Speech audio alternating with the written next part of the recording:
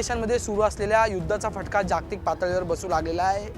LPGचा तुटवडा महाराष्ट्रभर देशभर जाणवत आहे। त्याच्यातच सर्व हॉटेल चालक मालकांनी जी आहे ती त्यांची वाट जी आहे ती कोळशाकडे वळवली आहे। पण आता कोळशाचा सुद्धा तुटवडा जो आहे तो जाणू लागलेला आहे। मी सध्या मुंबईतल्या शिवडे इथे असलेल्या कोळशाच्या वखारीत आहे। आपण तिथून या ठिकाणी आढावा घेतोय। खरं तर हायकोर्टच्या निर्णयानंतर जे आहे ते कोळशावर चालणाऱ्या भट्ट्या यांना बंदी आणण्यात आली होती। MPCBने तसा अहवाल दिला होता आणि त्याच्यामुळे कोळसा साठवणं जे ते इथल्या वखारीत बंद केलं गेलं होतं। पण तो लाकूड कोळसा आणि चारकोल कोळसा याच्यातला फरक, त्याच्यावरून वाद जो आहे तो अद्याप सुटला गेला नाही आणि त्यामुळे कोळशाची साठवण जे ती करणं कमी केलं गेलं होतं आणि त्याच्यामुळे आता या ठिकाणी पण जेवढा कोळसा उपलब्ध आहे तो पुढील 5 दिवसच असेल असं सुद्धा इथल्या कोळसा विक्रेत्यांचं म्हणणं आहे। त्यामुळे नेमकं हे प्रकरण काय, आता इथला साठा किती, या सगळ्या संदर्भात आपल्यासोबत ही सगळी मंडळी बातचीत करणार आहोत। इमरान जी, आप कई सालों से यहाँ पे जो है कोयले का व्यवसाय कर रहे हो,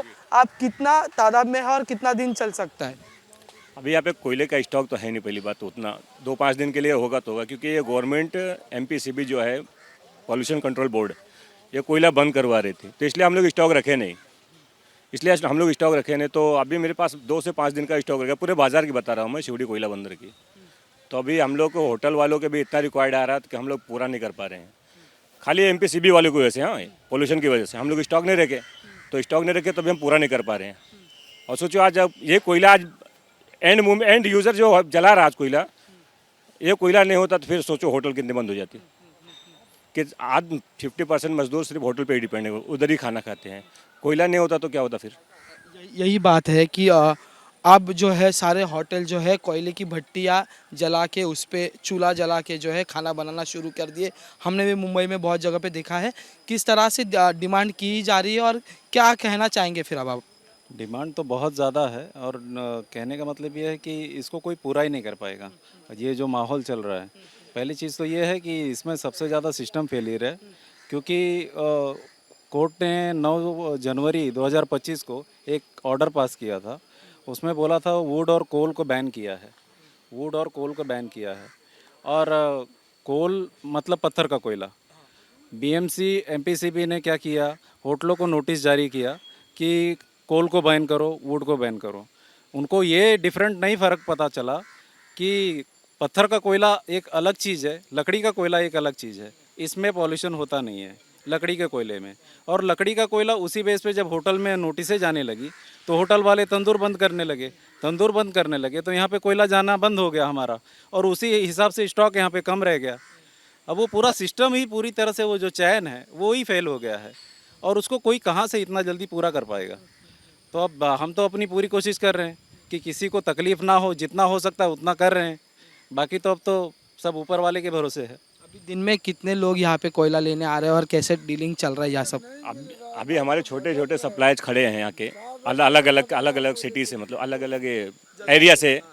तो इनको हम पूरा करके नहीं दे पा रहे, कहाँ से लेके होटल में देंगे फिर ये? हम बात करेंगे इनसे। कहाँ से आए हैं? बूंदी से आया हूँ। जब दुकान पे यहाँ माल ही नहीं मिलेगा तो हम लोग वहाँ होटल में कैसा माल किसको देंगे? सब 10 लोग जाते हैं, चाचा कोयला दो, जब कोयले ही नहीं है तो देंगे कहाँ से? आप कितने माल के लिए यहाँ पे आए?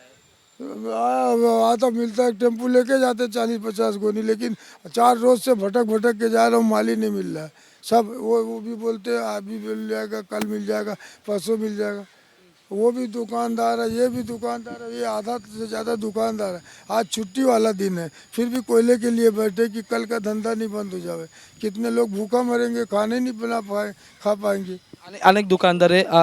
कहाँ से? हम लोग भाई कला से आए हैं, वहाँ से भी हम लोग 2-3 दिन से नज़दीक पड़ता है हम लोगों को, पर फिर भी यहाँ कोयला नहीं है। वहाँ भी दुकानें बंद है, होटलें बंद है, सब बंद है। कितने होटलों को आप सप्लाई करते हो? तभी भी 30-40 होटलों में सप्लाई करता हूँ, उसमें से कम से कम 20-22 होटलें बंद है इस वक्त। जो बड़ी थोड़ी होटलें हैं तो उनको ब्लैक मार्केटिंग से जो उसको गैस मिल रही थोड़ा सा चला रहे हैं, और जो कोयला नहीं मिल रहा है वो तो उसको बंद कर चुके हैं कोयला। इमरान जी, और एक इम्पोर्टेंट सवाल था मेरा कि जैसे आपने बताया कि बहुत सारे मजदूर जो है वो रोज़ बाहर का खाना खाते हैं, पर अब होटल बंद हो रहे हैं।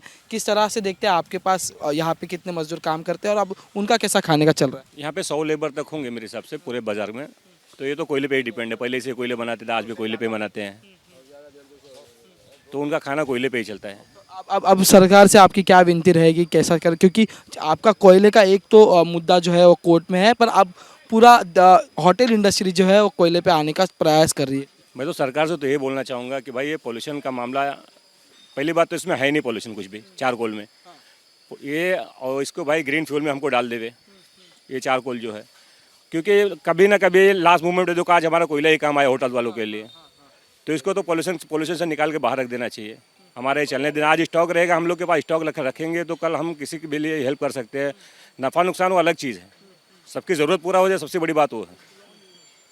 तो गवर्नमेंट ये पहले बात हम लोग को ग्रीन फ्यूल में डाल दिया, MPCB से भी रिक्वेस्ट है कि वो ग्रीन फ्यूल में हमको डाल देवे, और ये हमारा पोल्यूशन लेस है ऑलरेडी कोयला, ये पोल्यूशन इसमें है भी नहीं है। तो यही सब है सारी चीज़ें। आपको यहाँ पे जो कोयला आता है वो किस देशों से आता है या किस राज्यों से आता है, और उनसे अब बातचीत कैसी चल रही है? तमिलनाडु से आता है, कर्नाटका से आता है, और वहाँ पे भी अभी क्या है, डीजल की शॉर्टेज चल रही है।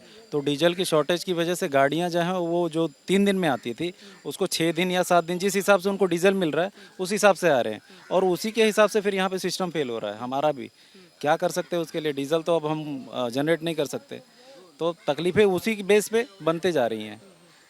आमची बातचीत करने के लिए हा खरं तर मुद्दा त्यांनी उपस्थित केलेला आहे की इथला जो चारकोल आहे हा प्रदूषणात नाही आहे, त्यामुळे त्याला ग्रीन गॅसमध्ये टाकावं। आणि एक महत्त्वाचा मुद्दा त्यांनी उपस्थित केलेला आहे की आता LPG सिलेंडर बंद झाल्यानंतर सगळी मंडळी जी आहे ती हॉटेल व्यावसायिक असतील किंवा जे कोणी भोजनालय चालवते ते सगळे जे आहेत ते कोळशाच्या आधारी चूल किंवा भट्ट्या पेटून जेवणाची व्यवस्था करत आहेत। आपण अनेक हॉटेलमध्ये गेलेलो आहोत, इतर ठिकाणी गेलेलो, आणि त्या ठिकाणी सुद्धा आता चुलीवर जेवण बनवण्यास सुरू झालेलं आहे, पण तो चुलीवरचं जेवण हे कोळशावर आधारित आहे, त्यामुळे या कोळशाची मागणी आता मार्केटमध्ये वाढू लागली। त्यामुळे आता ही कोळशाची मागणी पूर्ण केली जाईल का, एक मुद्दा। आणि दुसरा मुद्दा जसा त्यांनी सांगितलेला आहे की चारकोल कोळसा हा प्रदूषण करत नाही, त्यामुळे त्याला परवानगी द्यावी। त्यामुळे ह्या दोन मागण्यात याच्या संदर्भात काय नेमके निर्णय काढले जातील हे पाहणं तितकंच महत्त्वाचं आहे। पण आता आपण जर पाहिलं तर इथं कोळसा विकत घेऊन पुढे विकणारी ही सगळी मंडळी या ठिकाणी बसलेली आपल्याला पाहायला मिळाली, आणि त्यांच्याशी आपण बातचीत केल्याने त्यांनी त्यांच्या मागण्या समोर मांडलेल्या आहेत। व्हिडिओ जर्नलिस्ट रोहित कांबळेसह मी अजय माने, ABP माझा मुंबई। ABP माझा, उघडा डोळे बघा नीट।